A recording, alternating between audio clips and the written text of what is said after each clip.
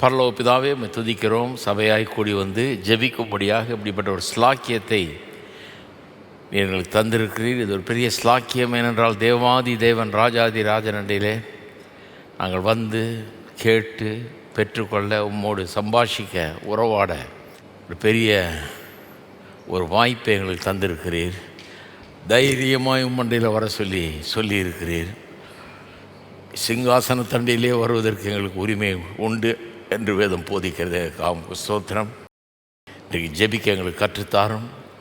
எங்கள் ஜெபங்கள் உம்முடைய சித்தத்தை ஜெபிக்கிற ஜெபங்களாக, உம்முடைய தீர்மானங்களை அறிந்து, உம்முடைய நோக்கங்களை புரிந்து அதை நிறைவேற்றும்படியாக ஜெபிக்கிற ஜெபங்களாக இருக்கட்டும். இந்த ஜெப வேலையை ஆசீர்வதித்து மிகவும் பிரயோஜனமான ஒரு நேரமாக, ஜெபிக்க கற்றுக்கொள்கிற ஒரு நேரமாகவும், நல்ல ஜெபிக்கிற ஒரு நேரமாகவும் இதை எங்களுக்கு ஆக்கி தருவீராக. தூரத்திலிருந்து எங்களோடு கலந்து கொண்டிருக்கிற, உலகம் முழுவதிலிருந்து கலந்து கொண்டிருக்கிற பலரையும் ஆசீர்வதியும், அவர்களோடும் பேசுங்க தாவே. உமக்கு எல்லா கனமகிமை துதி ஸ்தோத்திரத்தை எடுக்கிறோம். இயேசுவின் நாமத்திலே ஜெபிக்கிறோம். ஆமேன். நம்ம உட்காருவோம். வாரத்தில் ஒரு நாள் தான் 1 மணி நேரம் வந்து ஜெபிக்கிறோம். நம்ம அது உண்மையாகவே போதாது இல்லையா? தினந்தோறும் 1 மணி நேரம் ஜெபம் பண்ணால் நல்லாயிருக்கும்.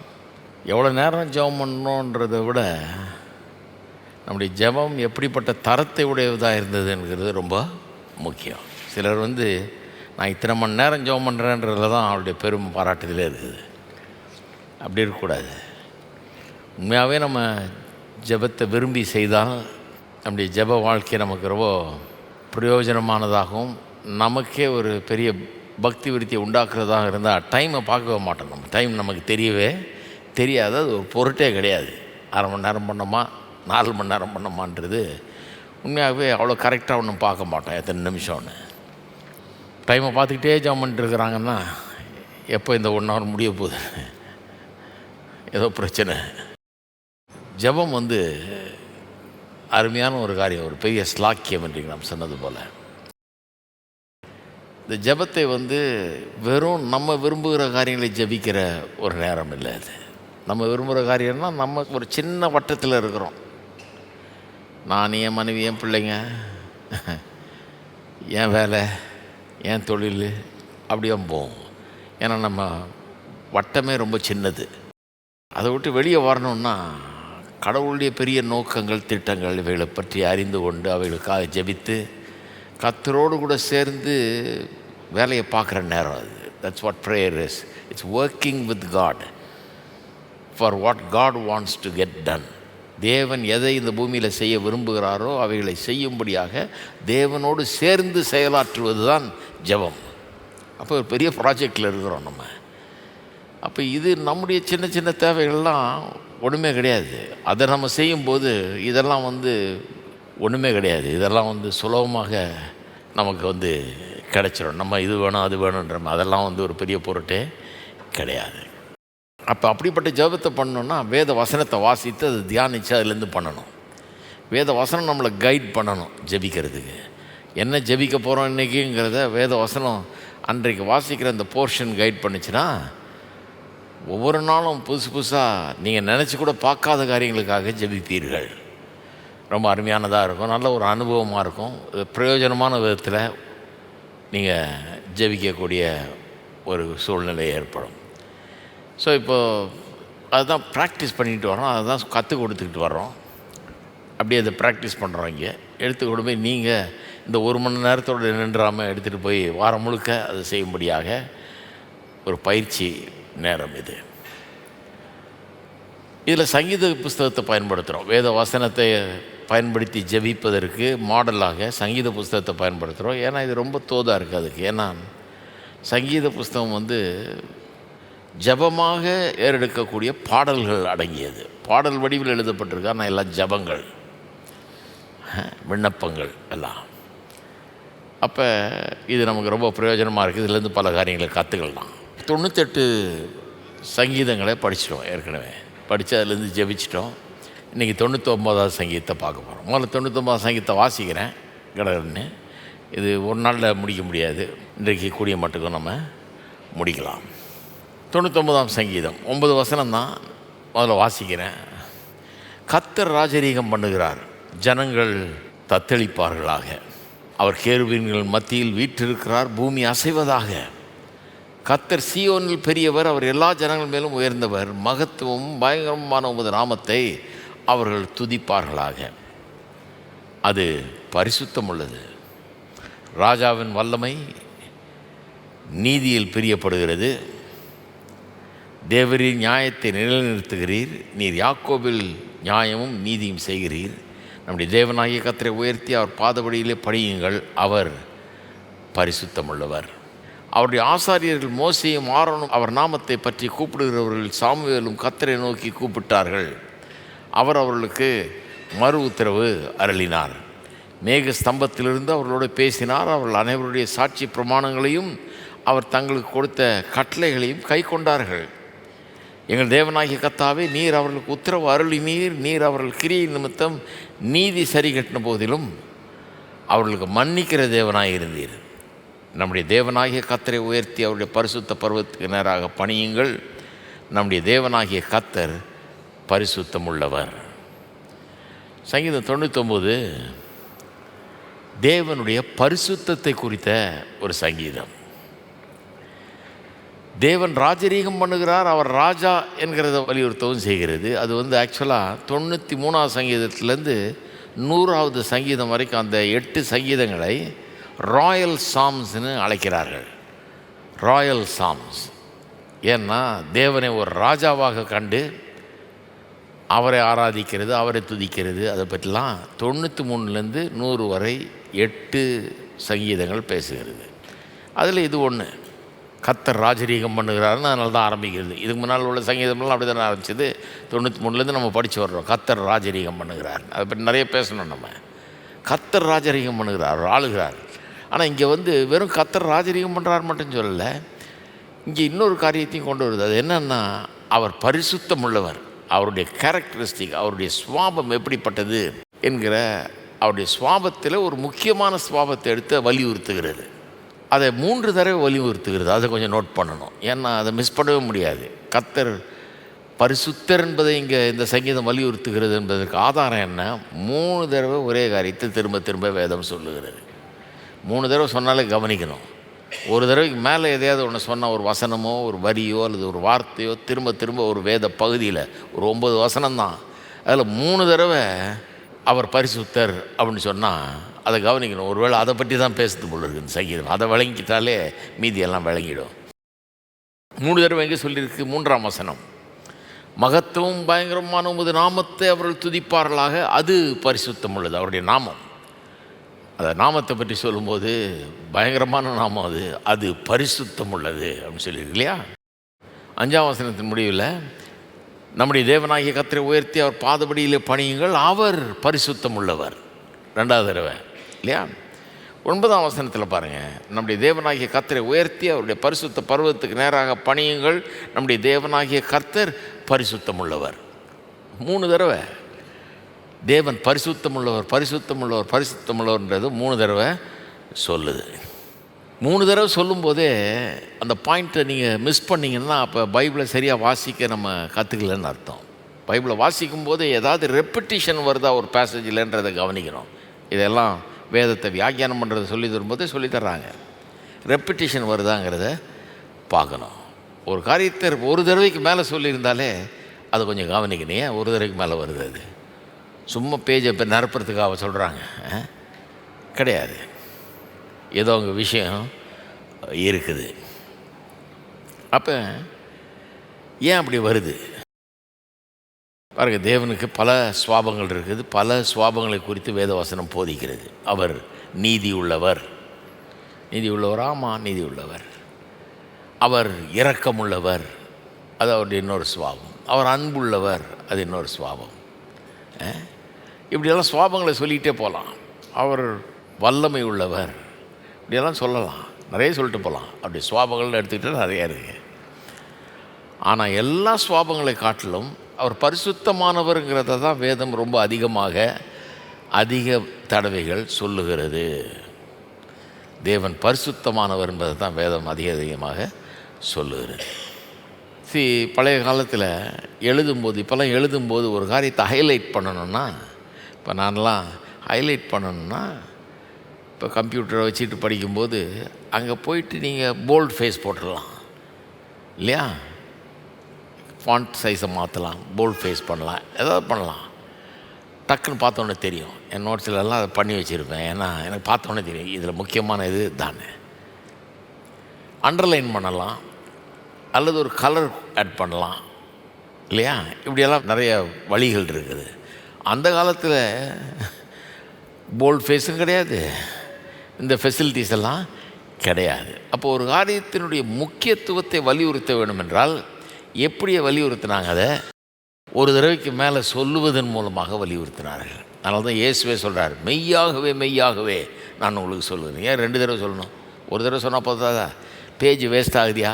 சும்மா மெய்யாகவே மெய்யாகவே இன்னும் எத்தனை தடவை சொல்லுவீங்க அப்படின்னுவோம் இல்லையா.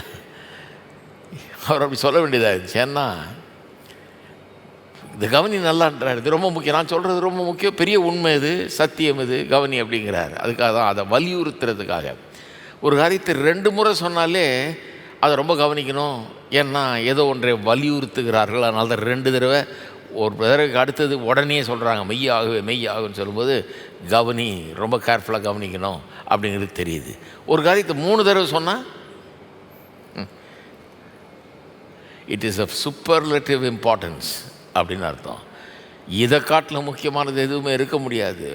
பெரிய விதத்தில் இது ரொம்ப முக்கியமானது என்பதை அது நமக்கு வலியுறுத்துகிறது. அப்போ பழைய காலத்திலேயே எழுதினவர்கள் ரெப்பிட்டிஷனை எதுக்கு யூஸ் பண்ணாங்கன்னு பார்க்கணும். திரும்ப திரும்ப சொல்கிறது, ஒரே வார்த்தையை மறுபடியும் பயன்படுத்துவது எதுக்காக? ஒரு காரியம் எவ்வளவு முக்கியத்துவமானது, மகா முக்கியமானதுன்னு சொல்கிறதுக்கு தான் 3 தடவை வலியுறுத்துவாங்க, 3 தடவை சொல்லுவாங்க. அப்போ தேவன் பரிசுத்தர் என்று வேதம் நிறைய போதிக்குது பாருங்கள். நிறைய இடத்துல சொல்லியிருக்கு. வெளிப்படுத்தல் 15ஆம் அதிகாரம் 4ஆம் வசனம், இது மாதிரி வசனங்களை நிறைய பார்ப்பீங்க. 15:4, கர்த்தாவே யார் உமக்கு பயப்படாமலும் இந்த நாமத்தை மகிமைப்படுத்தாமலும் இருக்கலாம். தேவரீர் ஒருவரே பரிசுத்தர், தேவரீர் ஒருவரே, நீர் மாத்திரம்தான் பரிசுத்தர் அப்படின்றாங்க.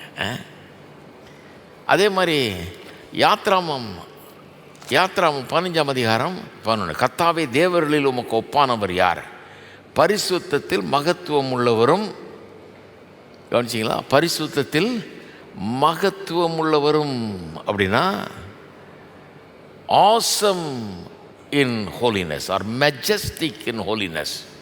பரிசுத்தத்தில் கம்பீரமானவர், பரிசுத்தத்தில் ரொம்ப கௌரவமானவர், பரிசுத்தத்தில் மேன்மை மிக்கவர். அதான் அந்த மெஜஸ்டிக் இன் ஹோலினஸ் என்ற இங்கிலீஷ் வார்த்தை. மெஜஸ்டிக் என்ற வார்த்தையுடைய அர்த்தம் வந்து சாதாரண பரிசுத்தம் கிடையாது, பரிசுத்தத்தில் கம்பீரம், மேன்மை.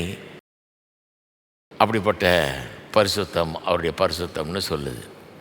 தேவன் பரிசுத்தர் என்பதை சேராபீன்கள் தேவனுடைய பிரசன்னத்தில் இரவும் பகலும் சொல்லி சொல்லி அவரை கொண்டாடினார்கள் என்று நாம் வாசிக்கிறோம்.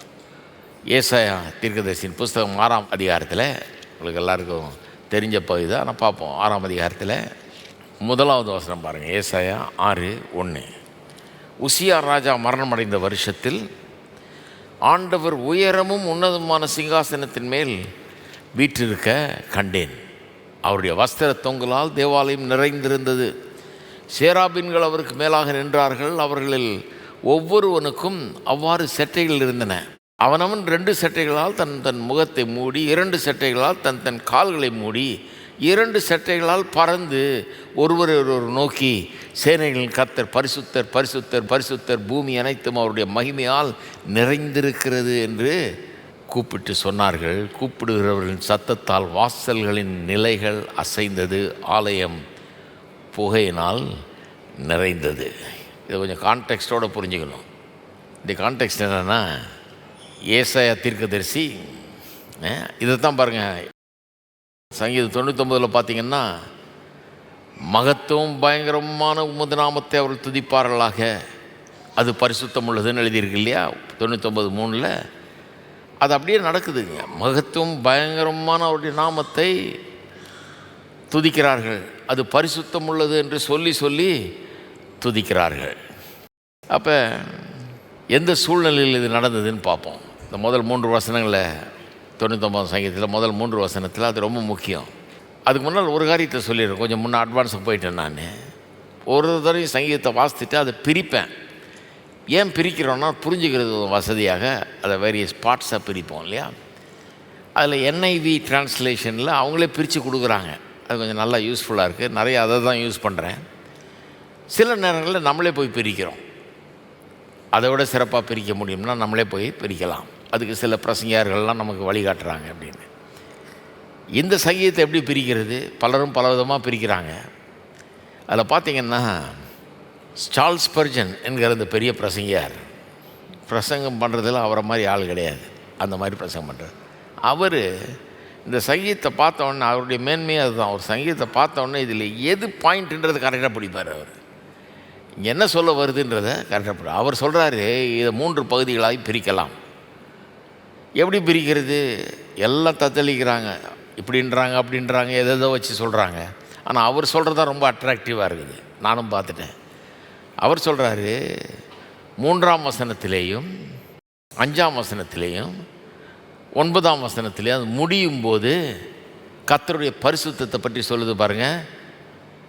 அது பரிசுத்தம் உள்ளது, அது அவருடைய நாமத்தை சொல்லி அது பரிசுத்தம் உள்ளதுன்னு சொல்லுது. 5ஆம் வசனம் அவர் பரிசுத்தம் உள்ளவர்னு சொல்லுது. 9ஆம் வசனம் நம்முடைய தேவனாகிய கர்த்தர் பரிசுத்தம் உள்ளவர்னு சொல்லுது இல்லையா. அதை வச்சு பிரிக்கிறார் அவர்.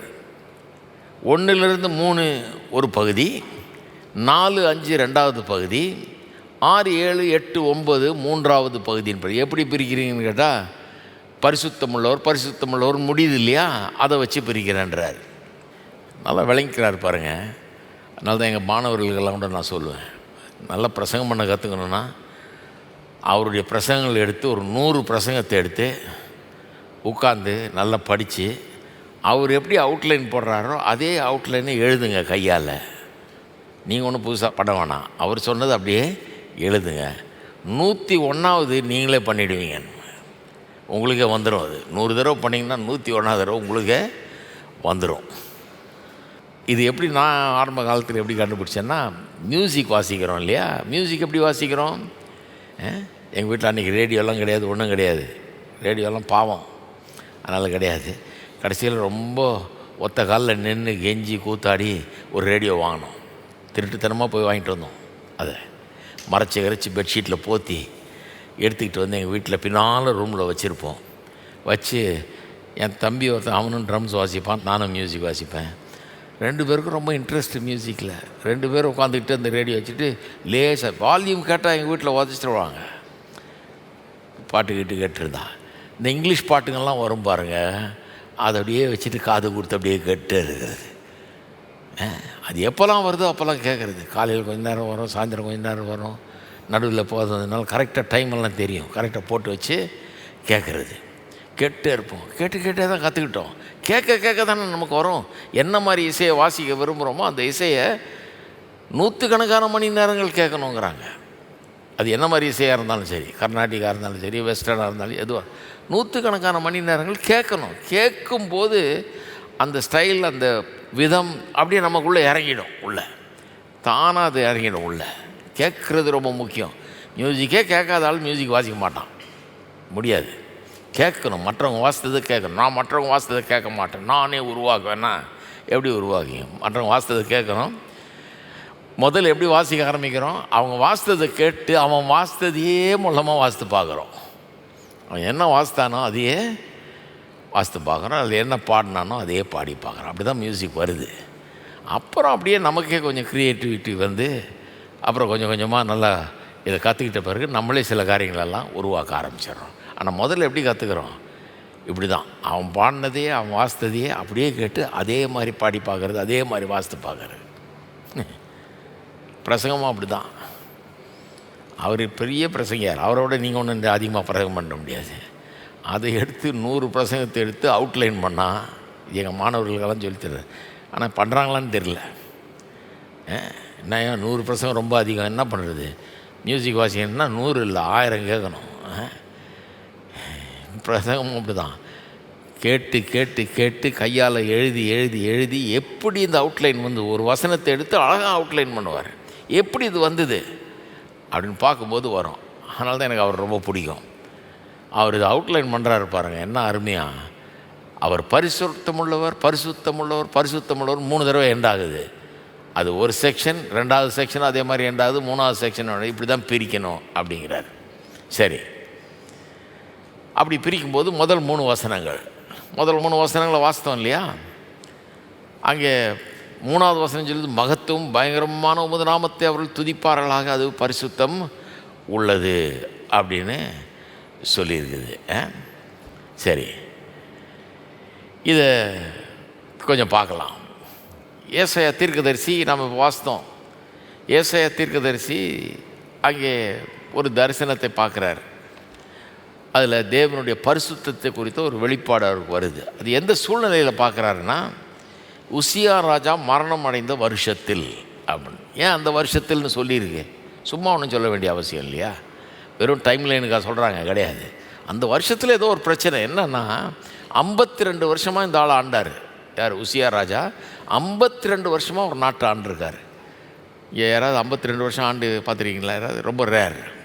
52 வருஷம் ஒரு நாட்டுக்கு தலைவனாக இருந்து ராஜாவாக இருந்து ஆள்றான். நல்ல ராஜா, நல்ல காரியங்களே செஞ்ச ஆள். அதனால் நாடு கொஞ்சம் அப்படியே அவனுடைய லீடர்ஷிப்பில் அப்படியே கொஞ்சம் ரிலாக்ஸ்டாக பரவாயில்ல, பிரச்சனை இல்லாமல் போகலான்னு போயிட்டு இருந்தாங்க. திடீர்னு ஆள் செத்து போயிட்டார் 52 வருஷத்துக்கு அப்புறம். எல்லோரும் கலங்கி போய் நிற்கிறாங்க. இவர் செத்துட்டார், இப்போ அடுத்தது யார்?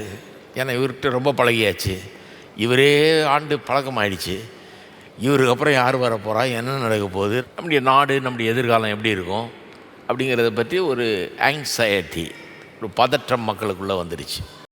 அந்த பதற்றத்தின் நடுவில் தான் ஏசாயா வாழ்ந்து கொண்டிருக்கிறார். அப்படி வாழ்ந்து கொண்டிருக்கும்போது தேவன் அவருக்கு ஒரு தரிசனத்தை தர்றார். என்ன தரிசனம்? உசியா ராஜா மரணம் அடைந்த அந்த வருஷத்திலே உன்னதமான சிங்காசனத்திலே வீற்றிருக்க கண்டேன். அவருடைய வஸ்திர தொங்கலால் தேவாலயம் நிறைந்திருந்தது. சேராபீன்கள் அவர்கள் மேலாக நின்றார்கள். அவர்கள் ஒவ்வொருவனும் அவ்வாறு சட்டை இருந்தது. அவனவன் 2 சட்டைகளால் முகத்தை மூடி, 2 சட்டைகளால் தன் கால்களை மூடி, 2 சட்டைகளால் பறந்து ஒருவரை ஒருவர் நோக்கி, இப்போ கவனிங்க, சேனைகளின் கர்த்தர் பரிசுத்தர் பரிசுத்தர் பரிசுத்தர், பூமி அனைத்தும் அவருடைய மகிமையால் நிறைந்திருக்கிறது என்று கூப்பிட்டு சொன்னார்கள். ஸ்பர்ஜனுக்கு இது நல்லா தெரியும். 3 தடவை பரிசுத்தர் பரிசுத்தர்னு வருது இங்கே இல்லையா? அதெல்லாம் அவர் பிரசங்கம் பண்ணியிருக்காரு, தெரியும். சங்கீதம் 99 பார்க்கும்போது 3 தடவை பரிசுத்தர் பரிசுத்தர்னு எண்டாவது இல்லையா? அதை பார்த்துட்டு அந்த சங்கீதத்துக்கு டைட்டில் எப்படி போட்டார்? ஹோலி ஹோலி ஹோலி சாம். அவ்வளோதான், முடிஞ்சு போச்சு கதை. பரிசுத்தர் பரிசுத்தர் பரிசுத்தர் எனும் சங்கீதம். அந்த 3 தடவை சொன்னது அவருக்கு அப்படி கேப்சர் ஆகிருக்கு. அப்போ அந்த வருஷத்தில் அந்த ராஜா இறந்து போய் ஒரு மாதிரி நிலையற்ற ஒரு காலமாக இருக்கிறப்ப, ரொம்ப எப்படி எதிர்காலம் இருக்க போகுதுன்ற ஒரு கரிசனை இருக்கிறப்ப, மக்கள் ஒரீடாக இருக்கிறப்ப கர்த்தர் ஒரு தரிசனத்தை தர்றாரு. என்ன மாதிரி தரிசனம்? சிங்காசனத்தில் வீற்றிருக்கிற ஆண்டவர், உயரமும் உன்னதமான சிங்காசனத்தில் வீற்றிருக்கிற ஆண்டவரை கண்டாடுறார். அவருடைய மேன்மை, அவர் எப்பேற்பட்ட கௌரவம் கம்பீரத்தோடு இருக்கிறார், அவர் எப்படிப்பட்டவர் என்பதை பற்றி ஒரு தரிசனம். முக்கியமாக அவர் பரிசுத்தர் என்கிறத 3 தடவை சொல்லி வலியுறுத்துகிற ஒரு தரிசனம். அப்போனா பயப்படாதப்பா, இந்த 52 வருஷம் ஆண்ட ராஜா நல்லவனாக இருந்திருக்கலாம், ஆனால் அவர் செத்து போனதுனால கதை முடிஞ்சதுன்னு நினைக்காத, வாழ்க்கை முடிஞ்சிடல, எதிர்காலம் இல்லைன்னு கிடையாது. உயரமும் உன்னதமான சிங்காசனத்தில் வீற்றிருக்கிற ஒரு ராஜா இருக்கிறார், என்றைக்கும் இருக்கிற ராஜா. அவர் வெறும் நல்லவர் இல்லை, பரிசுத்தர் பரிசுத்தர் பரிசுத்தர். அப்படின்னா ஒரு நாளும் தப்பு செய்யாதவர், ஒரு நாளும் நீதியற்ற காரியங்களை செய்யாதவர், தவறு செய்யாதவர், எல்லாத்தையும் கரெக்டாக செய்கிறவர், அப்படியே கம்ப்ளீட்லி ரைச்சஸ் அண்ட் ஹோலி. அப்படிப்பட்ட ஒரு தேவன் அவர் ஆளுகிறார், அவர் இருக்கிறார். பயப்படாதுன்னு அர்த்தம். அப்படி ஒரு தரிசனத்தை கர்த்தர் அவனுக்கு தர்றார். பயப்படாது, அவர் இருக்கிறார். நான் இருக்கிறேன், இந்த ராஜா போனேன் என்ன, நான் இருக்கிறேன், நான் இன்னொரு ராஜாவை அமர்த்துவேன், அவன் மூலமாக என்னுடைய ஆளுகை அங்கே நடக்கும் அப்படின்னு ஒரு அஷூரன்ஸை கொடுக்கறதுக்காக தான் இந்த தரிசனம். சரி, இதில் பரிசுத்தம்னாலே என்னென்னு புரிஞ்சுக்கிறது சில நேரத்தில் கொஞ்சம் கஷ்டம். ஏன்னா பரிசுத்தம்னா உடனே நமக்கு மனதுக்கு வர்றது என்ன? மனதுக்கு நமக்கு உடனே வர்றது என்னன்னா மாரல் பர்ஃபெக்ஷன். ஒரு ஆளுடைய ஒழுக்க நெறிகள் எப்படி இருக்குது அதுதான் மனசில், அதுதான் பரிசுத்தம்னு நினைக்கிறோம். கிறிஸ்டியன்ஸுக்கிடையே உள்ள ஒரு குழப்பம் பரிசுத்தத்தை பற்றி. பரிசுத்தம்னா என்ன? ரொம்ப க்ளீனாக இருக்கணும். மாரல் பர்ஃபெக்ஷன், அதாவது ஒழுக்க நெறி உள்ளவனாக இருக்கணும். உண்மை பேசணும், திருடக்கூடாது, இது பண்ணக்கூடாது, அதெல்லாம் இருக்கணும். பியூரிட்டி, தூய்மை இருக்கணும். பேச்சிலையும் நடக்கையிலையும் எல்லாத்துலேயும் தூய்மை இருக்கணும். ரைட் கான்டக்ட், செயலில் ரொம்ப கரெக்டாக இருக்கணும். அதுதான் நம்ம பரிசுத்தம்னு நினைக்கிறோம். அது பரிசுத்தம் இல்லைன்னு நான் சொல்லலை, அதெல்லாம் இருக்குது பரிசுத்தத்துக்குள்ளே. ஆனால் அதை காட்டிலும் பெருசு ஒன்று இருக்குது. அதை புரிஞ்சுக்காமல் நேராக இதுக்கு வந்துட்டிங்கன்னா ஒரு பெரிய பாயிண்ட்டையே மிஸ் பண்ணிடுறீங்க. அதை காட்டிலும் பெருசு என்ன இருக்குது? அதை காட்டிலும் பெருசு என்னென்னா, பரிசுத்தம்னா வெறும் செய்கை கரெக்டாக இருக்கணும், சுத்தமாக இருக்கணும், ஒழுக்க நெறிகள் கரெக்டாக இருக்கணுங்கிறது இல்லை. பரிசுத்தம்னா தேவனுடைய சுவாபத்திலே இருக்கிற ஒரு காரியம். சுவாபம், அவருடைய நேச்சர், தேவனுடைய சுவாபம். அந்த சுவாபம் அவரை மற்ற எல்லா சிருஷ்டிப்புகளிலிருந்தும் பிரித்து தனியாக காட்டுகிறது. அதனால தான் சொல்லப்படுகிறது, நீர் ஒருவரே பரிசுத்தர்னு யோவானங்க எழுதியிருக்காரு ரெவலேஷனில். நீர் ஒருவரே பரிசுத்தர், அவர் மட்டும்தான், அவர் தனியாக நிற்கிறார், மீதி எல்லாம் தனி. தேவதூதர்கள், மனுஷன், அவன் எல்லாம் தனி, அவங்கெல்லாம் ஒரு கேட்டகரி. இவர் கரெக்டாக தனியாக நிற்கிறார். இவர் ஒருத்தர் தான் பரிசுத்தர். மீதி பேர்லாம் இவரை பரிசுத்தர்னு சொல்லிட்டு இருக்கிற மொழி, அவங்கெல்லாம் பரிசுத்தர் கிடையாது. இவர் தான் பரிசுத்தர். அப்போ பரிசுத்தம்னா என்ன? பரிசுத்தம்னா செப்பரேஷன், மற்றவர்களிடத்திலிருந்து தனிமைப்படுத்தப்பட்டு தனிமையாய் ஜொலித்து கொண்டிருக்கிற ஒருவர். தனித்தன்மையோடு மற்றவர்கள் எவரும் இவரை போல கிடையாது அப்படின்னு சொல்கிற அளவுக்கு சுவாபத்திலே, செயலிலே, எல்லாவற்றிலும் தனித்தன்மை உள்ளவராக இருக்கிறவர். He is separate from everything else. மற்ற எல்லாத்திலிருந்தும் அவர் பிரிக்கப்பட்டவர். இந்த பரிசுத்தன்ற வார்த்தையிலிருந்து தான் செயின்ட்ன்ற வார்த்தைலாம் வருது இல்லையா? செயின்ட்டு, சாங்டிஃபிகேஷன், அதெல்லாம் அந்த வார்த்தையிலேருந்து தான் வருது. அதையும் அப்படி தான் தப்பாக புரிஞ்சு வச்சுருக்கிறோம். யார் செயின்ட்டு அப்படின்னா இதே மாதிரி தான், மாரல் பர்ஃபெக்ஷனு, பியூரிட்டி, தூய்மை இருக்கணும், நடக்க சரியாக இருக்கணும், அதை தான் பார்க்குறோம். நம்ம அதை தாண்டி நம்ம பார்க்குறது இல்லை. அதனால தான் பாருங்கள், சில சபைகளில் சிலர் செயின்ட்டுன்னு குறிச்சிடுறாங்க. சில ஆட்களை இவர் செயின்ட்டு, அவர் செயின்ட்டு, பால் செயின்ட்டு, செயின்ட் பால், இவர் செயின்ட் பீட்டரு அப்படின்றாங்க. நம்மளெல்லாம் செயின்ட்டுன்னு சொல்ல மாட்டாங்க. செயின்ட் சாம்னா ஒத்துக்க மாட்டாங்க. என்ன விளையாடுறீங்களா? பால் தான் செயின்ட்டு, பீட்டர் தான் செயின்ட்டு, நீங்கள் உங்கள் பேரை சொல்லி நானும் செயின்ட் அப்படின்னு ஒத்துக்க மாட்டாங்க. ஆனால் பைபிள் எல்லா விசுவாசிகளையும் செயின்ட்டுன்னு தான் சொல்லுது. தெரியுமா உங்களுக்கு? இங்கிலீஷில் அதே வார்த்தையை பயன்படுத்துது, saints of God. Saints of God. எல்லா விசுவாசிகளையும் செயின்ட். எப்படி எல்லா விசுவாசியும் செயின்ட்டாக இருக்க முடியும்? எல்லாம் ரொம்ப செயின்ட்டாக. அதே நிறுவத்தை செயின்ட்டுன்னு சொல்லி எழுதுகிறார் அவர். எழுதும்போதே பார்த்தீங்கன்னா அங்கே 1000 பேர் உட்காந்துக்கிட்டு பாவம் செஞ்சிகிட்டு இருக்கிறான், தப்பாக காரியங்களை பண்ணிகிட்டு இருக்கிறான், சண்டை போட்டுக்கிட்டு இருக்கிறான், வம்பு பண்ணிகிட்டு இருக்கிறான், அதெல்லாம் கண்டித்து தான் எழுதுகிறாரு. ஆனால் செயின்ட்டுன்னு தான் அவனை கூப்பிடுறாரு. அப்போ இதெல்லாம் பண்ணுறவன் எப்படி செயின்ட்டாக இருக்க முடியும்? அப்போ செயின்ட்டு தான் வேதம் என்ன அர்த்தத்தில் புரிஞ்சு வச்சுருக்கு. செயின்ட்டுனா அவர் எப்படி புரிஞ்சு வச்சுட்டு இருக்கிறாருன்னா, இந்த ஹோலின்ற அர்த்தத்தை வச்சு தான்.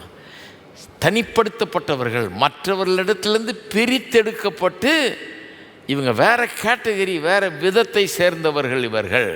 சபையை பற்றி சொல்லும்போது கிரேக்க மொழியில் எக்லீசியான்னு ஒரு வார்த்தை இருக்குது. எக்லீசியா, அந்த வார்த்தையினுடைய அர்த்தமே கால்ட் அவுட் ஒன்ஸ். அதாவது முழு உலகத்தில் ஜனங்க இருக்கிறாங்க, அதிலிருந்து அழைக்கப்பட்டு தனியாக கொண்டுவரப்பட்டவர்கள். அதுதான் சபை. இப்போ நம்ம சபையாக வந்திருக்கிறோம். நம்ம யார்? உலகத்தார். நம்மளும் ஒன்றும் கிடையாது. உலகம்னு ஒன்று இருக்குது, கோடிக்கணக்கான மக்கள் இருக்காங்க. அதிலிருந்து பிரித்தெடுக்கப்பட்டு நாம் ஒரு கூட்ட ஜனமாக நாம் கிறிஸ்துவனுடைய சபையாக இருக்கிறோம். பிரித்தெடுக்கப்பட்டவர்கள், கால்ட் அவுட் ஒன்ஸ். சபையினாலே அந்த வேர்டுக்கு அர்த்தமே அதுதான். எக்லீசியான்ற வார்த்தைக்கு அர்த்தமே அதுதான், பிரித்து எடுக்கப்பட்டவர்கள். அவங்க தான் செயின்ஸு. ஏன் செயின்ஸு? செயின்ஸுனால் ரொம்ப கரெக்டாக இருப்பாங்க, 100% ரொம்ப கரெக்டாக இருப்பாங்க, எந்த தப்புமே நீங்கள் பார்க்க முடியாதுன்னு அர்த்தம் கிடையாது. ஒருத்தன் ஒரு வீட்டில் ஏதோ தப்பு பண்ணிட்டானா அவங்க தம்பி என்கிட்ட சண்டைக்கே வந்துட்டார். நம்ம கோயிலுக்கு வந்துட்டு இருந்தான் அவன். என்கிட்ட என்ன உங்கள் கோயிலுக்கு வர்றேன்றான், நான் ரட்சிக்கப்பட்டிருக்கேன்றான், அப்படியாக்கன்றான், பைபிளை தூக்கிட்டு கோயிலுக்கு வர்றான், இப்படி நடந்துக்கிட்டானே அவன். நீங்கள் பாஸ்டர் அதனால் சொல்லிட்டு போகலான்னு வந்தேன். இவன்லாம் எப்படி கிறிஸ்தவனாக இருக்க முடியும்? அவன் கோயிலுக்கு வர்றதில்லை, சொல்கிறவன் சண்டை போடுறவன் அவன் கோயிலுக்கு வர்றதில்லை. அவங்க வீட்டில் எல்லோரும் வருவாங்க, மாட்டாங்க. நான் போனனால இந்த பக்கம் பின்னால் பக்கம் ஓடி போயிடுவாங்க. எப்படி சர்ச்சில் வச்சுருக்கீங்க? எப்படி இப்படிப்பட்டவங்க சர்ச்சில் இருக்க முடியும்? அப்புறம் நான் உட்காரப்பான்னு சொல்லி இதை விளக்குனேன். ரட்சிப்புனா என்னன்னு. பாவம் மன்னிக்கப்பட்டிருக்குப்பா, அவனும் ஒன்றை மாதிரி மனுஷன்தான். ஆனால் அவன் பாவிகள்ன்ற அந்த கும்பத்திலேருந்து பிரித்து எடுக்கப்பட்டு தேவனுக்காக பிரித்து எடுக்கப்பட்டிருக்கிறான். அவனை சுத்திகரித்து கழுவி கொண்டாந்துருக்கிறாரு. நிறைய புத்தியில் அவனுக்கு இன்னும் அந்த பழைய புத்தியெல்லாம் இருக்குது. அதெல்லாம் கொஞ்சம் கொஞ்சமாக சரி பண்ணிகிட்டு இருக்கிறாரு. அவன் ஒன்றும் பர்ஃபெக்ட் கிடையாது, ஆனால் ஃபர்கிவன், மன்னிக்கப்பட்டவனை ஒழிய பூரணன் கிடையாது. அவன் கொஞ்சம் பொறுமையாக இரு அப்படின்னு சொன்னேன். அடுத்த ஞாயிற்றுக்கிழமை கோயிலில் உட்காந்துருந்தான். அவன் இப்போ தான் சுவிசேஷமாக எனக்கு வழங்க ஆரம்பிச்சிருச்சானு கோயிலில் உட்காந்துட்டு இருந்தான். அப்புறம் பார்த்திங்கன்னா ரட்சிக்கப்பட்டு அந்த குடும்பத்திலே எல்லார காட்டிலும் ரொம்ப தீவிரமாக ஆண்டவர் பின்பற்றி இன்றைக்கி பாஸ்டராக இருக்கார். அந்த ஒரு விளக்கத்தை கேட்டு நிறைய பேருக்கு இந்த மிஸ் அண்டர்ஸ்டாண்டிங் இருக்குது பாருங்கள். செயின்ஸா, என்ன பெரிய செயின்ட், இவெல்லாம் செயின்ட்டா அப்படின்வாங்க. எல்லாரையும் வேதம் செயின்ட் தான் சொல்லுது. கிறிஸ்தவ விசுவாசிகள் எல்லாரையும் செயின்ட்டுன்னு சொல்லுது. ஏன்? நம்மலாம் பெரிய யோகியர்கள்னு அர்த்தம் கிடையாது. எல்லாருக்கும் தெரியும் நம்ம பெரிய யோகியர்கள்னு. நம்மக்கிட்ட கடவுள் பைனாக்குலர் வச்சு பார்த்தாருன்னா 1000 பிழைகள் தெரியும் அவருக்கு. இருந்தாலும் நம்ம செயின்ட்ஸ்னு வேதம் சொல்லுது. ஏன்? நாம் உலகத்திலிருந்து பிரித்தெடுக்கப்பட்டு ஒரு தனி வர்க்கமாக உருவாகி இருக்கிறோம். அதுதான் செயின்ஸ் இல்லையா? சரி, அப்போ பரிசுத்தத்தை அப்படி புரிஞ்சுக்கணும். தேவன் எல்லார காட்டிலும் வித்தியாசமானவர். எல்லாரும் பாவிகள், இவர் பரிசுத்தர். இவர் தனியாக நிற்கிறார். இவரை மாதிரி ஒருவர் கிடையாது. ஆகையால் தான் அவரை பரிசுத்தர் என்று வேதம் சொல்லுகிறது. சரி, இந்த தேவனுடைய சுவாபத்தில் பரிசுத்தத்தில் 4 காரியங்கள் அடங்கி இருக்கிறது. ஒன்று ஒரு கம்பீரம். இந்த பரிசுத்தத்தில் ஒரு கம்பீரம். அவர் கம்பீரமாக இருக்கிறார், தலை நிமிர்ந்து இருக்கிறார். அவர்கிட்ட எந்த பாவமும் இல்லை, எந்த குற்றமும் இல்லை, எந்த தீமையும் கிடையாது, எந்த அழுக்கும் கிடையாது, எதுவும் கிடையாது.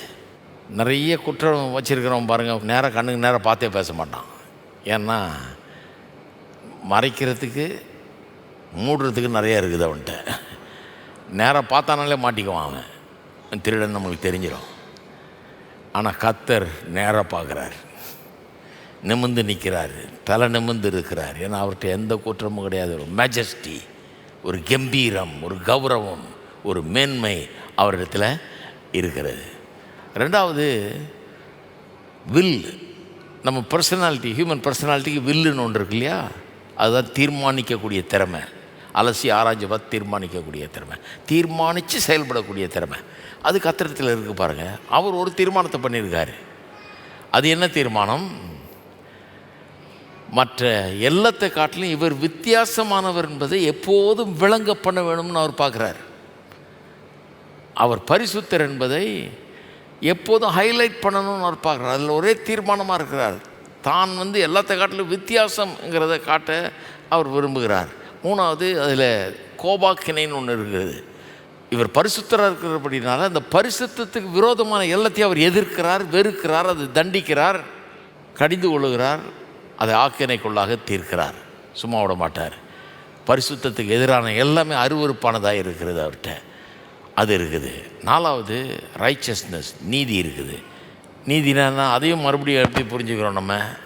நீதினாலே எல்லாத்தையும் சரியாக செய்கிறோமா? What is right, what is moral, எது சரி எது தவறு, அந்த விதத்தில் தான் நம்ம திங்க் பண்ணுறோம் பாருங்கள். அப்போ அப்படி திங்க் பண்ணும்போது என்ன ராங் ஆகிடுதுன்னா, நம்ம ஒரு கலாச்சாரத்துலேயும் சரி தவறுன்னு இருக்குது. சில கலாச்சாரங்கள்லாம் போனீங்கன்னா அவங்க கலாச்சாரத்தில் நீங்கள் யாரோட வேணால் உறவு வச்சுக்கலாம், அப்படி வாழலாம், அதில் ஒன்றும் தப்பு கிடையாதுன்றாங்க. எங்கள் கலாச்சாரம் அப்படிங்கன்றாங்க. காட்டில் வசிக்கிற ஆட்கள் எத்தனை வேணால், இப்போ 10 மனைவி கூட வச்சுக்கலாம், மனைவியாக கூட இருக்க வேண்டியதில்லை, எப்படி வேணால் நீங்கள் உறவு வச்சுக்கலாம், எப்படி வேணால் வாழலாம் அப்படின்ற ஒரு கலாச்சாரம். அப்போ அங்கே அப்படி வாழ்கிறவனை குற்றமாக சொல்ல மாட்டாங்க. ஏன்னா அது கலாச்சாரத்தின்படி ஓகே, சொசைட்டல் நார்ம்ஸ்ன்னு சொல்லுவாங்க. சமுதாயத்தில் ஏற்றுக்கொள்ளப்படுகிற காரியங்களை நீங்கள் செய்தால் அது தப்பு கிடையாது. மற்றவங்களாம் செய்கிறாங்களா, நீங்களும் செய்யலாம் அப்படின்னு.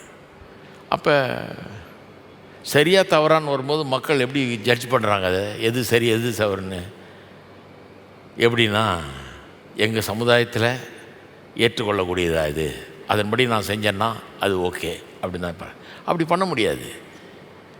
வேத வசனம் அதை ரைச்சஸ்னஸ் சொல்லலை. நீங்கள் சமுதாயத்தில் எல்லாரும் பண்ணுறபடி, எல்லோரும் கொஞ்சம் பொய் சொல்கிறோம், எல்லாம் கொஞ்சம் ஏமாத்துறோம், எல்லாம் கொஞ்சம் இது பண்ணுறோம், ஆகவே நானும் பண்ணுறேன் அப்படின்னா வேதம் சொல்லுது அது பரிசுத்தம் கிடையாது, அது ரைச்சஸ்னஸ் கிடையாது. அப்படி நீங்கள் சமுதாயத்தில் நடக்கிற காரியங்களை வச்சு நீங்கள் சரியாக பண்ணுறீங்களா தவறாக பண்ணுறீங்களான்றதை தீர்மானிக்க முடியாது. வேதம் ஒன்று நீதின்னு சொல்லும்போது எதன் அடிப்படையில் சொல்லுகிறது? தேவனுடைய பார்வையில் எது சரி எது தவறு, அதை வச்சு தான் தீர்மானிக்கப்படும். எல்லாருக்கும் பொருந்தும், இது எல்லா கலாச்சாரத்துக்கும் பொருந்தும். அதனால தான் பாருங்கள், கிறிஸ்தவர்கள் எத்தனை கலாச்சாரத்திலேருந்து எத்தனை கலாச்சாரத்து பின்னணியிலேருந்து வந்திருந்தாலும் கிறிஸ்துவுக்குள்ளே வந்த பிறகு அவங்க அப்படியே அந்த கலாச்சாரத்திலேருந்து மாறி இன்னொரு கலாச்சாரத்துக்குள்ளே வர்றாங்க. அது என்ன? அது கிறிஸ்துவின் கலாச்சாரம், வேத வசனம். அதன் அடிப்படையில் எது சரி எது தவறுங்கிறத அறிந்து நடந்து கொள்வது இல்லையா? அப்போ வேத வசனம்னு சொல்லும்போது வசனத்தை ஏதோ ரூல் புக் மாதிரி பார்க்குறது கிடையாது. நம்முடைய கைடு என்னன்னா தேவனுடைய சுவாபம். இந்த பரிசுத்தர் அவர் இப்படி பண்ணுவாரா? அவருடைய சுவாபத்துக்கு ஏற்றதா இது? இப்போ நான் இப்படி பண்ணுறேன், நான் இதை செய்கிறேன், இது கடவுளுடைய சுவாபத்தோடு ஒத்து போகிற ஒன்றா இல்லைங்களா? சிலர் இதுக்கெல்லாம் வசனம் தேடிட்டு இருப்பாங்க. நான் ஒரு வசனம் காமிக்கிறேன். ஒருத்தர் சொல்கிறேன், சிகரெட் குடிக்கக்கூடாதுன்னு எங்கெங்கே இருக்குது, சாராயம் குடிக்கக்கூடாதுன்னு எங்கெங்கே இருக்குது. ஒருத்தர் சொல்ல தண்ணீரையே திராட்சை ரசமாக மாற்றினார் அவர், ஒயின் ஷாப்பே அவர் ஓப்பன் பண்ண மாதிரி பேசுகிறான். இந்த மாதிரிலாம் இருக்கிறாங்க ஆளுங்க. தேவனுடைய சுவாபத்துக்கு எது ஒத்து போகும் பாருங்கள், அதுதான் ரொம்ப முக்கியம். கர்த்தர் எப்படிப்பட்ட சுவாபம் உள்ளவர்? அவர் குடிகாரர், அவர் கர்த்தர் அந்த மாதிரி நடந்துக்கிறவரா? அதே வேத பைபிளில் சொல்லியிருக்கார், ஒரு ராஜாவுக்கு இந்த குடி போதை உதவாதுன்னு. ஒரு நாட்டை ஆளுகிறவன் குடிக்கிறவனாக இருக்கக்கூடாதுன்னு இருக்குது.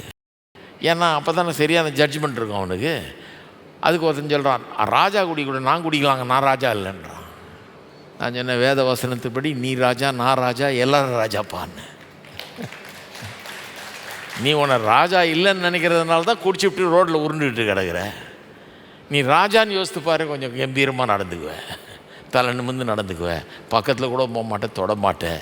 ஏன்னா ராஜா, நீ ராஜா வர்க்கத்தை சேர்ந்தவன், நம்ம ராஜாக்களாக்கி இருக்கிறார் அவர். அப்போ ஒரு ராஜா மாதிரி நடந்துக்க வேணாமா? சில்லறத்தனமாக பண்ணலாமா? சில்லற பாவங்கள்லாம் பண்ணலாமா? இன்னொருத்தர் இச்சிக்கலாமா? ராஜானா தலை நிமிர்ந்து கம்பீரமாக வாழுகிறவன் இல்லையா? அப்போ தேவனுடைய சுவாபத்துக்கு ஒத்து போதான்றதான் நம்முடைய மீட்டர். அதன் மூலமாக தான் நாம் அளக்க முடியும் எதையுமே. அவர் பரிசுத்தர், அந்த பரிசுத்தருடைய சுவாபத்தின்படி இது கரெக்டா, அந்த பரிசுத்தருடைய சுவாபத்தின்படி இது சரியா, அதுதான் நம்முடைய மெஷர்மெண்ட்டு, வேறு எதுவும் கிடையாது. சும்மா சில்லறத்தனமாக வசனத்தை யூஸ் பண்ணிகிட்டு இருக்கக்கூடாது, தேடிட்டு இருக்கக்கூடாது. அவர் பரிசுத்தர்னு சொல்லியிருக்க, அவருடைய சுவாபத்தோடு ஒத்து போகிறதா சரி. அப்போ நான் சொல்லுகிறேன், இன்றைக்கு நம்முடைய தேவன் பரிசுத்தர். சரி, இப்போ திருப்பி ஏசாயா 6க்கு போவோம், கொஞ்சம் ஜெபம் பண்ண போகிறோம். ஏசாயா 6க்கு போவோம். வாசித்தேன் இல்லையா? சேராபீன்கள் செட்டைகளால் முகத்தை மூடிக்கிட்டு கால்களை மூடிக்கிட்டு ஒருவர் நோக்கி 3ஆம் வசனம் சொல்லுது, பரிசுத்தர் பரிசுத்தர் பரிசுத்தர், பூமி அனைத்தும் அவருடைய மகிமையால் நிறைந்திருக்கிறது என்று கூப்பிட்டு சொன்னார்கள். கூப்பிடுவரின் சத்தத்தால் வாசல்கள் நிலைகள் அசைந்து ஆலயம் புகையால் நிறைந்தது. அப்பொழுது நான் ஐயோ அதமானேன், நான் அசுத்த உதறு உள்ள மனுஷன், அசுத்த உதறு உள்ள ஜனங்கள் நடுவிலே வாசமாக இருக்கிறவன், சேனையின் கர்த்தராகிய ராஜாவை என் கண்கள் கண்டதே என்றேன். இது தேவனை தரிசித்த ஒரு மனுஷன் ஒரு விஷனில் பார்க்குறான். அவனுக்கு அவர் பரிசுத்தர்ன்ற வெளிப்பாடு கிடைக்குது. அந்த வெளிப்பாடு உடனே ஒரு ரியாக்ஷன் அவனுக்குள்ளே கொண்டு வருது. என்ன ரியாக்ஷனு? அவர் எவ்வளோ பரிசுத்தர்னு பார்த்தவொன்னே தான் இவன் எவ்வளோ பாவின்றது விளங்குது அவனுக்கு. நல்லா கவனிங்க, ரொம்ப முக்கியமான ஒரு பாயிண்ட். நீ நம்ம ஜெபம் பண்ண போகிறோம். அவர் பரிசுத்தர்ன்றது விளங்கின உடனே, அது வெளிப்பாடு கிடைச்ச உடனே இவன் எவ்வளோ பெரிய தகுதியற்றவன் பாவின்றது கிடைக்கும். நான் அதமானேன் சொல்கிறான். எனக்கு ஐயோ, நான் அசுத்த உதடுகளுள்ள மனுஷன், அசுத்த உதடுகளுள்ள ஜனங்களின் நடுவே வாசமாக இருக்கிறவன். சேனைகளின் கர்த்தராகிய ராஜாவை என் கண்கள் கண்டதே, என் கண்ணால் அவரை பார்த்துட்டனே அப்படின்றான். நீ தான் உனக்கு தரிசனம் கிடச்சிருக்கு. ஆண்டவர் எப்பேற்பட்ட பரிசுத்தருங்கிறத அறிந்த உடனே அவன் எவ்வளவு தகுதியற்றவன்ற உணர்வு வருகிறது. இது ரொம்ப முக்கியம் பாருங்கள். இன்றைக்கி நிறைய கிறிஸ்தவர்களில் வெளியில் உள்ளவங்க குற்றஞ்சாட்டுறாங்க. எங்களை எல்லாம் பாவி பாவின்னு சொல்கிறீங்க, கிறிஸ்தவங்களுக்கு இதே வேலையாக போச்சு, பாவி பாவி அப்படின்னு சொல்லிட்டு இருக்கிறீங்க, நீங்கள்லாம் பெரிய யோக்கியமாக எங்களை பாவின்னு சொல்கிறதுக்கு. ஒரு ஆள் என்ன கேட்டார் அப்படி, நான் சொன்னேன், உங்களை பாவி பாவின்னு ஒருத்தன் சொன்னான்னா அவனுக்கு கிறிஸ்தவம்னா என்னென்னு விளங்கலைங்க. ஒரு வேளை பேர் மேத்யூ மார்க்கு லூக்குன்னு இருக்கலாம், ஆனால் கிறிஸ்தவம்னா என்னென்னு விளங்கலை, விளங்காத கிறிஸ்தவன். அதனால தான் உங்களை பாவி பாவின்னு அவன் சொல்கிறான். உண்மையான கிறிஸ்தவன் எப்படி இருப்பான்னா, நான் பெரிய பாவி, நான் ரொம்ப தகுதியற்றவன், இந்த தகுதியற்றவனுக்கு கடவுள் இரக்கம் காமிச்சு என்னை மன்னிச்சு என்னை ஏற்றுக்கொண்டு என்னை மாற்றி என்னை இவ்வளவு பண்ணியிருக்காரு எனக்கு.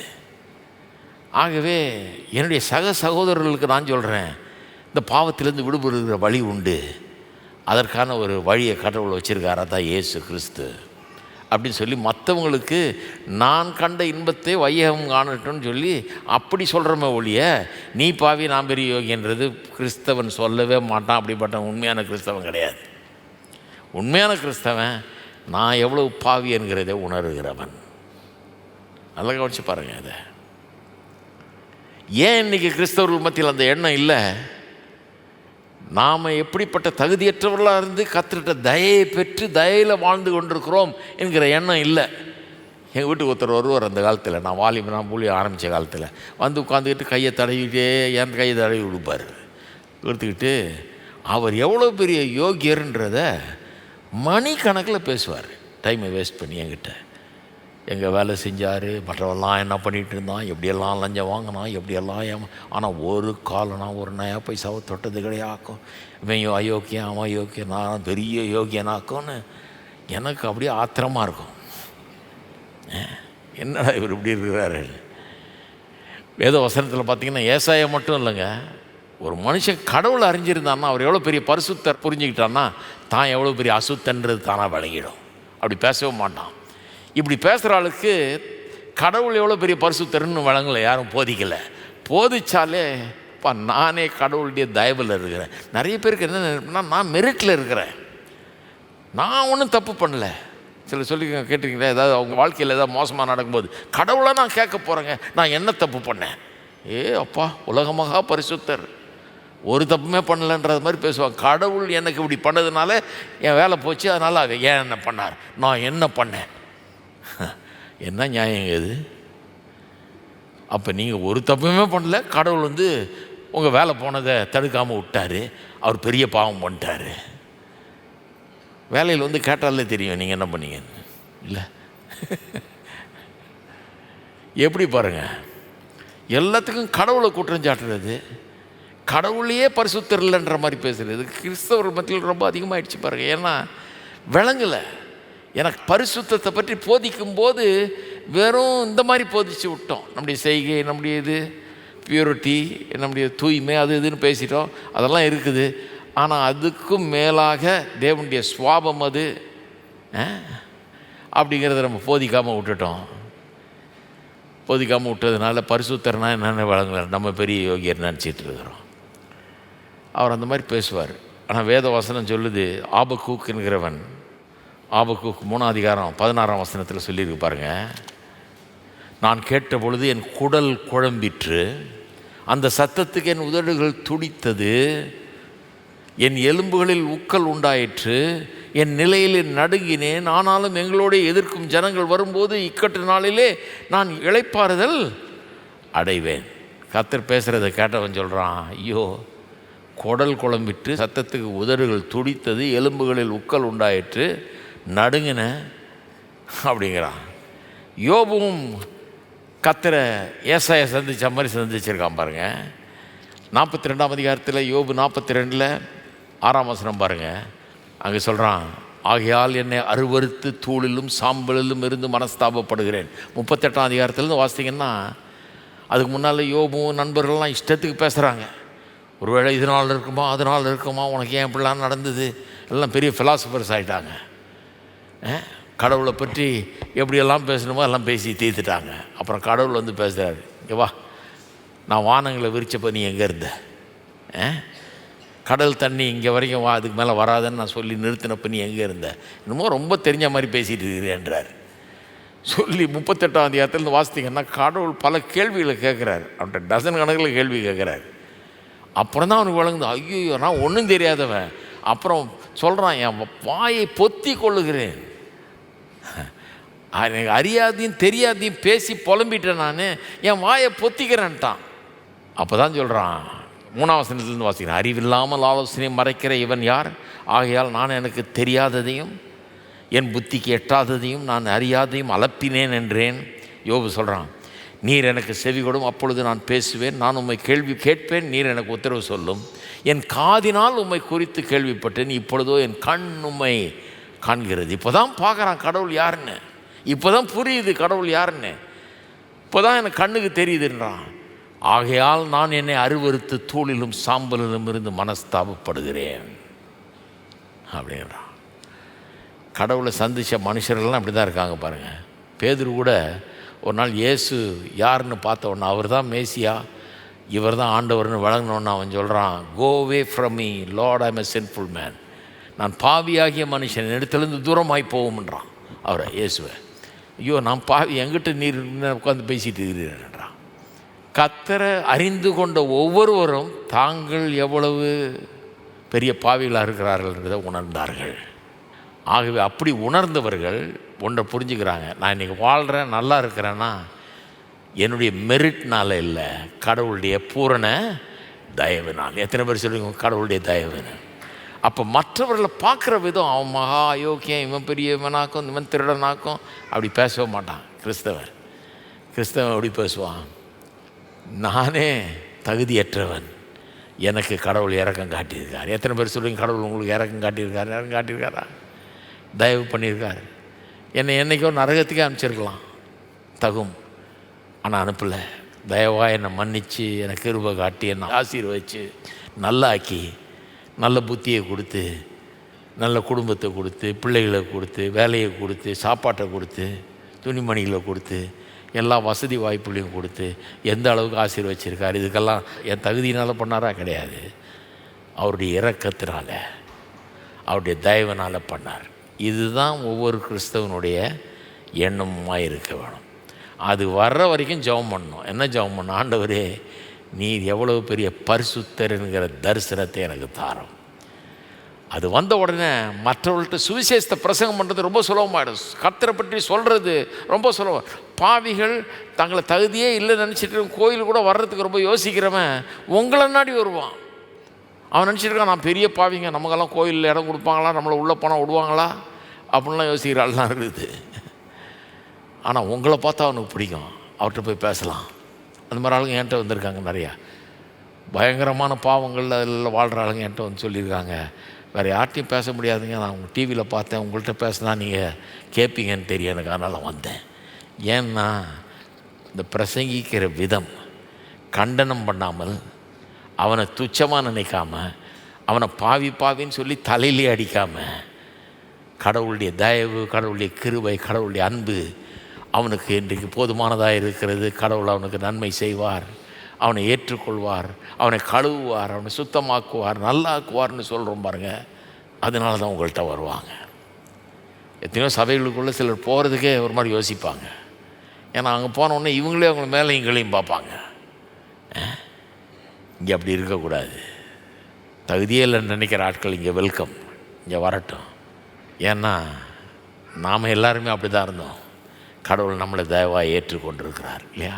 அப்போ என்னுடைய ஜெபம் இன்றைக்கி நம்ம உங்களுக்கு சொல்ல வேண்டியது என்னென்னா, உங்களுடைய ஜெபம் என்னுடைய ஜெபம் இந்த ஒரு வாரம் முழுக்க என்னவாக இருக்கணும்? ஆண்டவரே நீர் எவ்வளோ பெரிய பரிசுத்தர் என்பதை குறித்து நான் காண என் மனக்கண்களை திறந்தரலும். அதை புரிந்து கொள்ள எனக்கு உதவி செய்யும். அதன் மூலமாக எனக்குள்ளே ஒரு இரக்க குணமும் ஒரு மன உருக்கமும் உண்டாகட்டும். மக்களுக்கு சுவிசேஷத்தை தயவோடு எடுத்து சொல்ல, அவர்களை விரட்டாதபடிக்கு, அவர்களை ஆக்கிரைக்குள்ளாக தீர்க்காதபடிக்கு, அவர்களுக்கு கர்த்தருடைய அன்பை எடுத்து சொல்ல, எல்லா மனுஷரையும் வருத்தப்பட்டு பாரம் சுமக்கிறவர்களே என்னிடத்தில் வாருங்கள், நான் உங்களுக்கு இளைப்பாறுதல் தருவேன்னு சொன்னார். அந்த இயேசு மாதிரி பவுல் சொன்னார், எல்லா பாவிகளை காட்டிலும் நான் தான் பெரிய பாவின்ட்டார் அவர். அதனால தான் பிரசங்கம் அவர் சூப்பராக பண்ணார். அதனால தான் ஜனங்க அவர்கிட்ட வந்தாங்க. அதனால தான் அவ்வளோ புறஜாதி மக்கள் அவர்கிட்ட வந்து இயேசுவை பின்பற்றுறாங்க. ஏன்னா எவனையும் கண்டம் பண்ணல. அவர் எப்படியோ வாழ்ந்தவன் மோசமான ஆளெல்லாம் வந்து அவர்கிட்ட வந்து ஆண்டவரை ஏற்றுக்கொள்கிறான். ஏன்னா எல்லாரோட நான் பெரிய பாவிப்பா, என்னை ரட்சித்திருக்கிறார், உன்னையும் ரட்சிப்பார், உன்னோட பெரிய பாவி நான், எனக்கு என்ன பண்ணியிருக்கார் பார் ஆண்டவர். அப்படி பிரசங்கம், அப்படி ஒரு அப்ரோச். எத்தனை பேர் சொல்கிறீங்க இது நல்லதுன்னு? அந்த புத்தி வரணும். மற்றவர்களை பார்க்கும்போது அவள்கிட்ட 1000 குறைகள் இருந்தாலும் நம்மக்கிட்ட இந்த நியாய தீர்ப்பு பண்ணுற அந்த புத்தி இருக்கக்கூடாது. நான் பெரிய யோகிய, நீ ஒன்றும் கிடையாது, நான் யார் தெரியுமா, அந்த இது இருக்கக்கூடாது. நான் உன்னை விட மோசமாக இருந்தவன், எனக்கு கர்த்தர் தயை காட்டியிருக்கிறார், உனக்கும் காமிப்பாருப்பா அப்படிங்கிற ஒரு புத்தி அது வரட்டும். பாருங்கள், நீங்கள் எங்கே வேலை செஞ்சாலும் எங்கே போனாலும் ஒரு பிரச்சனைனா உங்களை தேடி வருவாங்க, உங்கள்கிட்ட மனம் திறந்து பேசுவார்கள். ஏன்னா நீங்கள் கண்டனம் பண்ணுற டைப் இல்லை, அவங்களுக்காக ஜெபம் பண்ணுற டைப்பு, அவங்களுக்கு ஆறுதல் சொல்கிற டைப்பு, அவங்களுக்கு நல்ல வழி காட்டுற டைப்பு தெரியும். எல்லோரும் ஜெபம் பண்ணலாமா? நம்ம கொஞ்சம் நேரம் நம்ம ஜெபம் பண்ணுவோம். ஆண்டவரே, எனக்கு அந்த மாதிரி ஒரு புத்தியை தாரும், என் மனக்கண்களை பிரகாசமடைய செய்யும். கர்த்தாவே, உம்மை குறித்து இந்த உலகத்தின் மக்களுக்கு சொல்ல, அதை கர்த்தாவே தயவோடு சொல்ல, இரக்கத்தோடு சொல்ல, மன உருக்கத்தோடு சொல்ல, அப்படிப்பட்ட ஒரு மனதை எனக்கு தாருங்க கர்த்தாவே. நீர் பரிசுத்தர் என்பதை நான் விளங்கிக் கொள்ள எனக்கு அப்படிப்பட்ட ஒரு பரிசுத்தத்தை குறித்த ஒரு வெளிப்பாட்டை எனக்கு தாரும். நீர் எப்பேற்பட்ட பரிசுத்தர், எவ்வளவு நல்லவர், எப்பேற்பட்ட பரிசுத்தர். உம்முடைய பரிசுத்தம் என்னை வியக்க வைக்கட்டும், என்னை ஆச்சரியத்துக்குள்ளாக்கட்டும் கர்த்தாவே, என்னை ஆச்சரியத்தில் மூழ்கடிக்கட்டும். நீர் பரிசுத்தர், நீர் பெரியவர், எப்பேற்பட்ட பயங்கரமான பரிசுத்தம் உள்ள தேவன். உமது நாமம் எவ்வளவு பரிசுத்தமானது என்பதை குறித்த ஒரு பெரிய வெளிப்பாடு எங்களுக்கு இன்றைக்கு உண்டாகட்டும் கர்த்தாவே. ஓ, அந்த வெளிப்பாடு ஏசாயாவை போல எங்களை இன்றைக்கு கதற வைக்கட்டும். ஓ, உமக்கு ஸ்தோத்திரம் கர்த்தாவே. ஏசாயா சொன்னது போலவே, நான் அசுத்த உதடுகளை உள்ள மனுஷன், அசுத்த உதடுகளுள்ள மனுஷர்கள் மத்தியில் வாசம் பண்ணுகிறேன் கர்த்தாவே என்று அவன் சொன்னானே, அதுபோல் எங்களுடைய உள்ளமும் சொல்லட்டும் கர்த்தாவே. உம்முடைய தயவு, உம்முடைய கிருபை. இந்த உலகத்தை நாங்கள் கண்டனம் பண்ணுவதில்லை, இந்த உலகத்தாரை நாங்கள் இழித்து பேசுவதில்லை, இந்த உலகத்தாரை இகழ்வதில்லை. அன்போடு இரக்கத்தோடு மன உருக்கத்தோடு உம்முடைய வார்த்தையை எடுத்து சொல்லுகிறவர்கள் நாங்கள். அப்படிப்பட்டவர்கள் நாங்கள் மாற்றுவீராக, அப்படிப்பட்ட எண்ணத்தை தருவீராக, மன உருக்கத்தை தருவீராக, தயவுள்ளவர்களாக மாற்றுவீராக. எங்களுடைய வார்த்தைகள் அப்படிப்பட்ட கிருபையினால் நிறைந்த வார்த்தைகளாக இருக்கட்டும் கர்த்தாவே. கடும் வார்த்தைகளாக இல்லாமல் கிருபை நிறைந்து வழிகிற வார்த்தைகளாக இருக்கட்டும். கிருபை அள்ளி அள்ளி வழங்குகிறவர்களாக எங்களை மாற்றுவீராக. மக்களுக்கு கிருபை காட்டுகிறவர்களாக, கொஞ்சம் கூட தகுதியற்றவர்கள் நினைக்கிறவர்களுக்கு கிருபை காட்டுகிறவர்களாக எங்களை மாற்றுவீராக கர்த்தாவே. எங்களோடு கூட இருந்து எங்களை நடத்துவீராக. எங்களுடைய புத்தியை மாற்றுவீராக, எங்களுடைய நடக்கையை மாற்றுவீராக, எங்களுடைய எண்ணத்தை மாற்றுவீராக. உம்மை குறித்த ஒரு தரிசனம், நீர் எவ்வளவு பரிசுத்தர் என்கிற அந்த தரிசனம் எங்களை மாற்றட்டும் கர்த்தாவே. ஒவ்வொரு நாளும் எங்களை மாற்றட்டும் கர்த்தாவே. மற்றவர்களை பார்க்கிற விதத்தை மாற்றட்டும், எங்கள் குடும்பத்தாரை பார்க்கிற விதம் மாறட்டும், மற்றவர்களை பார்க்கிற விதம் மாறட்டும், இந்த உலகத்தை பார்க்கிற விதம் மாறட்டும். இந்த உலகத்தை நாங்கள் பார்க்கும்போது மன உருக்கம் எங்களுக்கு உண்டாகட்டும், இரக்கம் உண்டாகட்டும். ஓ, உமக்கு ஸ்தோத்திரம் ஸ்தோத்திரம் ஸ்தோத்திரம். உம்மை போல எங்களை மாற்றுவீராக, உம்மை போல பரிசுத்தர்களாக எங்களை மாற்றுவீராக கர்த்தாவே. ஓ, எவ்வளவு பெரிய தேவன், எவ்வளவு பெரிய பரிசுத்தர், இருந்தாலும் இறங்கி வந்து எங்களை மன்னிக்கிறீர், இவ்வளவு தயவு காட்டுகிறீர். உமக்காக நன்றி செலுத்துகிறோம் கர்த்தாவே. ஓ, உம்முடைய தயவுக்காக நன்றி செலுத்துகிறோம். நீர் எவ்வளவு உன்னதமானவர், எவ்வளவு பரிசுத்தர், எவ்வளவு பெரிய ஒரு யோக்கியமான நிலையில் இருக்கிறவர். எங்களை நீர் ஏற்றுக்கொண்டிருக்கிறீர், எங்களுக்கு தயவு காட்டியிருக்கிறீர். அதே போல் எங்களை மாற்றுவீராக. இந்த சபைக்கு வருகிற ஒவ்வொருவரும் அப்படி மாற்றப்படட்டும். வித்தியாசமான கிறிஸ்தவர்களாக, கிருபை மிக்கவர்களாக, கிருபையின் எண்ணத்தினால் நிறைந்தவர்களாக, கிருபையின் புத்தி உடையவர்களாக, கிருபை எங்கள் வார்த்தையிலே, எங்களுடைய உள்ளத்திலே, எங்களுடைய மனதிலே, எங்களுடைய எண்ணங்களிலே கிருபை நிரம்பட்டும் கர்த்தாவே. கிருபையாய் நடந்து கொள்ள எங்களுக்கு கிருபை செய்வீராக. ஜனங்களை ஏற்றுக்கொள்ள, அவர்களை ஆதரிக்க, அவர்களுக்கு உம்முடைய வார்த்தையை சொல்ல எங்களுக்கு உதவி செய்வீராக. அதன் மூலமாக பல்லாயிரக்கணக்கான மக்கள் எங்களை தேடி வரட்டும்.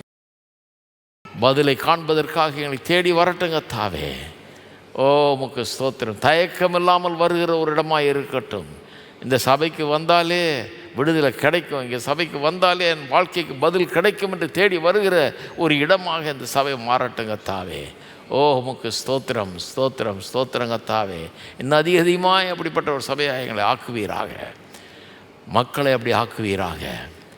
உமக்கு ஸ்தோத்திரம். இயேசுவின் நாமத்திலே ஜெபிக்கிறோம். ஆமென். நாம் எழுந்து நிற்போம். பாருங்கள், அவர் அவ்வளோ பெரியவர், அவ்வளோ பெரிய பரிசுத்தர், உன்னதமானவர். அவரை மாதிரி பரிசுத்தர் யாரும் கிடையாது. எவ்வளவு பெரியவர், எவ்வளவு தயவு காட்டுறார் பாருங்கள். நம்ம சாதாரண அவர் ரொம்ப யோகியராக இருந்தால் சாதாரண ஆளை மன்னிக்கிறது ரொம்ப கஷ்டம். அவர் ரொம்ப சுலபமாக மன்னிக்கிறார், ரொம்ப தயவு காட்டுறார். இந்த உலகத்தில் கூட பாருங்கள், பெரிய ஆஃபீஸராக இருக்க ஆள் கொஞ்சம் கைண்டாக நடந்துக்குவாங்க, கொஞ்சம் நல்லா நடந்துக்குவாங்க. இந்த கீழே இருக்கான் பாருங்கள், அவன் தன்னுடைய பவர் எல்லாத்தையும் காட்டுவான். தனக்கு என்ன இருக்குது அப்படின்னு, நான் யார் தெரியுமா, என்ன இல்லாமல் நீ போயிடுவியா, நீ சென்ட் பண்ணிடுவியா. அது ஒரு சின்ன இது. சில நேரத்தில் அதை யோசித்து பார்க்கணும். நான் அடிக்கடி யோசிக்கிறது, அவர் பெரியவர், அவ்வளோ தயவுள்ளவராக இருக்கிறார். நானும் சின்ன புத்தியை மாற்றிக்கணும், அந்த பெரியவர் மாதிரி கொஞ்சம் தயவாக நடந்து கொள்ள வேண்டும். ஆமென். கர்த்தாவே, எங்கள் உள்ளங்களோடு பேசினபடி ஆளுமுக்கு ஸ்தோத்திரம். இந்த வாரம் முழுக்க இதை எடுத்து ஜெபிக்க எங்கள் உள்ளங்களில் அதன் மூலமாக பெரிய மாற்றங்கள் ஏற்பட, உடைய பரிசுத்தத்தை குறித்த மேலும் பெரிய வெளிப்பாடுகளை எங்களுக்கு கொடுப்பீராக. ஜனங்களை ஆசீர்வதிப்பீராக, அவர்களை வணைந்து உருவாக்குவீராக. அற்புதமான ஜனமாக இவர்கள் உருவாகட்டும். ஆசீர்வதிப்பீராக. தூரத்திலிருந்து பார்க்கிறவர்களுக்காகவும் ஜெபிக்கிறோம், அவர்களையும் ஆசீர்வதிப்பீராக. எல்லா தேவைகளுக்கு நீர் போதுமானவராக இருக்கிறீர். ஒவ்வொரு தேவையும் சந்திக்கிறபடி ஆலமுக்கு ஸ்தோத்திரம். எங்களுக்குள்ள பெரிய மாற்றத்தை உண்டு பண்ணி எங்கள் வாழ்க்கையை பெரிய அளவில் மாற்றி எடுத்து பயன்படுத்துவீராக. இயேசுவின் நாமத்திலே ஜெபிக்கிறோம். ஆமென்.